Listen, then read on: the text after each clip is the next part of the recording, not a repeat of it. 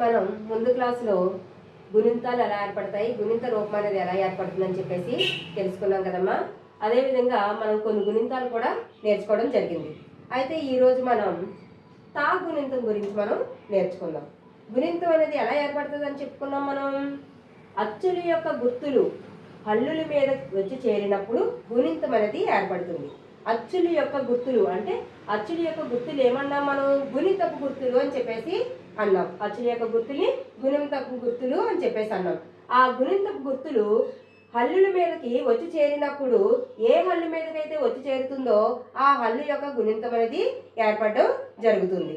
అలాగే మనం కొన్ని గుణింతాలు అనా వరకు నేర్చుకున్నామా. ఈరోజు తా గుణింతం గురించి నేర్చుకుందాం. ఈ గుర్తుని మనం ఏమని చెప్పుకున్నాం, పొళ్ళు. ఏమని చెప్పుకున్నామా, పొళ్ళు. అంటే హల్లు యొక్క మొదటి రూపం పొల్లుతో మనకి మొదలవుతుంది. ఇప్పుడు తా తా అనే హల్లుకి పొల్లిస్తే ఇత్, తాకి పొల్లిస్తే ఇత్. తా అనే హల్లుకి ఆ అనే అచ్చు వచ్చి చేరితే ఆ యొక్క గుర్తు తలకట్టు. ఆ యొక్క గుర్తు ఏంటమ్మా, తలకట్టు. అంటే ఇక్కడ ఏమి ఏర్పడుతుంది, తాకి తలకట్టిస్తే తా వస్తుంది. తాకి తలకట్టిస్తే తా. నెక్స్ట్ తాకి పొల్లిస్తే ఇత్. తా అనే హల్లుకి ఆ అనే అచ్చు వచ్చి చేరితే ఆ యొక్క గుర్తు దీర్ఘం. ఆ యొక్క గుర్తు ఏంటమ్మా, దీర్ఘం. అంటే తాకి దీర్ఘమిస్తే తా అవుతుంది.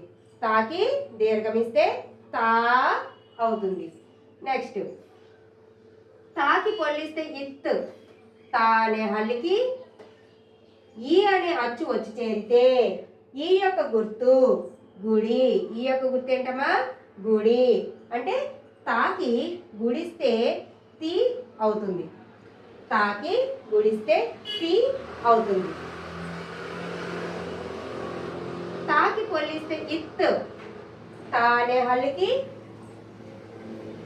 ఈ అనే అచ్చు వచ్చి చేరితే ఈ యొక్క గుర్తు గుడి దీర్ఘం. ఈ యొక్క గుర్తు ఏంటమ్మా, గుడి దీర్ఘం. అంటే తాకి గుడి దీర్ఘం ఇస్తే తీ అవుతుంది. తాకి గుడి దీర్ఘం ఇస్తే తీ అవుతుంది. తాకి పొల్లిస్తే ఇత్. తా అనే హల్లుకి ఊ అనే అచ్చు వచ్చి చేరితే ఊ యొక్క గుర్తు కొమ్ము. ఊ యొక్క గుర్తు ఏంటమ్మా, కొమ్ము. అంటే తాకి కొమ్మిస్తే తు అవుతుంది. తాకి కొమ్మిస్తే తు అవుతుంది. తాకి పొల్లిస్తే ఇత్. తా అనే హల్లుకి ఊ అనే అచ్చు వచ్చి చేరితే ఊ అనే అచ్చు వచ్చి చేరితే ఊ యొక్క గుర్తు కొమ్ము దీర్ఘం. ఊ యొక్క గుర్తు ఏంటమ్మా, కొమ్ము దీర్ఘం. అంటే ఏమొస్తుంది ఇక్కడ, తాకి కొమ్ము దీర్ఘం ఇస్తే తూ అని వస్తుంది. తాకి పొల్లిస్తే ఇత్. తా అనే అక్షరానికి పొల్లిస్తే ఏమవుతుందమ్మా, ఇత్. తా అనే హల్లుకి అరు అనే అచ్చు వచ్చి చేరితే అరు అనే అచ్చు వచ్చి చేరితే అరు యొక్క గుర్తు రుత్వం. అరు యొక్క గుర్తు ఏంటమ్మా, రుత్వం. అంటే తాకి రుత్వం ఇస్తే త్రు అవుతుంది. తాకి రుత్వం ఇస్తే త్రు అవుతుంది. తాకి పొల్లిస్తే ఇత్. తా అనే హల్లుకి అరు అనే అచ్చు వచ్చి చేరితే అరు యొక్క గుర్తు రుత్వ దీర్ఘం. అరు యొక్క గుర్తు రుత్వ దీర్ఘం. అంటే తాకి రుత్వ దీర్ఘం ఇస్తే త్రూ అవుతుంది. తాకి రుత్వ దీర్ఘం ఇస్తే త్రూ అవుతుంది. తాకి పొల్లిస్తే ఇత్. తా అనే హల్లుకి ఏ అనే అచ్చు వచ్చి చేరితే ఏ యొక్క గుర్తు ఏత్వం. ఏ యొక్క గుర్తు ఏంటమ్మా, ఏత్వం. అంటే తాకి యత్వం ఇస్తే తే అవుతుంది. తాకి యత్వం ఇస్తే తే అవుతుంది. తాకి పొల్లిస్తే ఇత్. తా అనే అక్షరానికి పొల్లిస్తే ఏమవుతుందమ్మా, ఇత్. తా అనే హల్లుకి ఏ అని అచ్చు వచ్చి చేరితే ఏ యొక్క గుర్తు ఏత్వం. ఏ యొక్క గుర్తు ఏత్వం. అంటే ఇక్కడ తాకి ఏత్వం ఇస్తే తే అవుతుంది. తాకి ఏత్వం ఇస్తే తే అవుతుంది. తాకి పొల్లిస్తే ఇత్. తా అనే అక్షరాన్ని పొల్లిస్తే ఏమవుతుందమ్మా? ఇత్ అనే సౌండ్ వస్తుంది. తా అనే హల్లుకి ఐ అనే అచ్చు వచ్చి చేరితే ఐ యొక్క గుర్తు ఐత్వం. ఐ యొక్క గుర్తు ఏంటమ్మా? ఐత్వం. అంటే ఇప్పుడు తాకి ఏమివ్వాలి?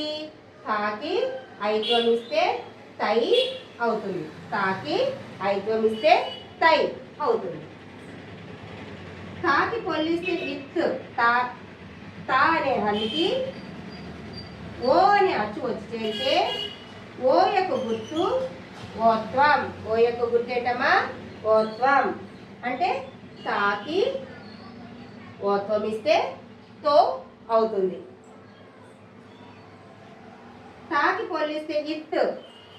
తా అనే హల్లుకి ఓ అనే అచ్చు వచ్చి చేరితే ఓ యొక్క గుర్తు ఓత్వం. ఓ యొక్క గుర్తు ఓత్వం. అంటే తాకి ఓత్వం ఇస్తే తో అవుతుంది. తాకి పొల్లిస్తే ఇత్. తా అనే హల్లుకి ఔ అనే అచ్చు వచ్చి చేరితే ఔ యొక్క గుర్తు ఔత్వం. ఔ యొక్క గుర్తు ఏంటమ్మా? ఔత్వం. అంటే ఏం పెట్టాలి ఇక్కడ? తాకి తాకి ఔత్వం ఇస్తే తౌ అవుతుంది. తాకి ఔత్వం ఇస్తే తౌ అవుతుంది. తాకి పొల్లిస్తే ఇత్. తా తా అనే హల్లుకి అమ్ అనే అక్షరం వచ్చి చేరితే అమ్ యొక్క గుర్తు సున్నా. అమ్ యొక్క గుర్తు ఏంటమ్మా? సున్నా. అంటే ఇక్కడ ఏమవుతుంది? ఇక్కడ తాకి సున్నా పెడితే తం. తాకి సున్నా పెడితే తం అవుతుంది. తాకి పొల్లిస్తే ఇత్. తాకి పొల్లిస్తే ఇత్. తా అనే హల్లుకి ఆహా అనే అక్షరం వచ్చి చేరితే ఆహా అనే అక్షరం వచ్చి చేరితే ఆహా యొక్క గుర్తు ఏంటమ్మా? విసర్గ. ఆహా యొక్క గుర్తు ఏంటి? విసర్గ. అంటే తాకి విసర్గ ఇస్తే తహా అవుతుంది. తాకి విసర్గ ఇస్తే తహా అవుతుంది. ఇప్పుడు చూడండి, ఇప్పుడు మనం ఏ హల్లు తీసుకున్నాం? తా అనే హల్లు తీసుకున్నాం. తా అనే హల్లుకి ఈ గుణింత గుర్తులు వచ్చి చేరడం వల్ల తా గుణింతం అనేది ఏర్పడింది. చూసారా? తా అనే హల్లుకి మనం గుణింత గుర్తులు చేర్చడం వల్ల, వాటి మీద పెట్టడం వల్ల ఏ గుణింతం ఏర్పడిందమ్మా? తా గుణింతం అనేది ఏర్పడింది. ఇప్పుడు చూడండి, ఒకసారి చెప్పుకుందాం. చూడండి అమ్మా. తాకి తలకట్టిస్తే తా. తాకి దీర్ఘం ఇస్తే తా. తాకి గుడిస్తే తి. తాకి గుడి దీర్ఘం ఇస్తే తీ. తాకి కొమ్మిస్తే తు. తాకి కొమ్ము దీర్ఘం ఇస్తే తూ. తాకి ఋత్వం ఇస్తే త్రు. తాకి ఋతు దీర్ఘం ఇస్తే త్రూ. తాకి యాత్వం ఇస్తే తే. తాకి ఏత్వం ఇస్తే తే. తాకి ఐత్వం ఇస్తే తై. తాకి ఓత్వం ఇస్తే తో. తాకి ఓత్వం ఇస్తే తో. తాకి ఔత్వం ఇస్తే తౌ. తాకి సున్నా పెడితే తం. తాకి విసర్గిస్తే తహా. ఈ విధంగా మనకి తా గుణింతం అనేది ఏర్పడిందమ్మా. ఓకేనా? మీకు ఈ వీడియో నచ్చినట్లయితే లైక్ చేయండి, షేర్ చేయండి, అలాగే సబ్స్క్రైబ్ చేయండి. మరిన్ని వీడియోల కోసం బెల్ సింబల్ని యాక్టివేట్ చేసుకోండి.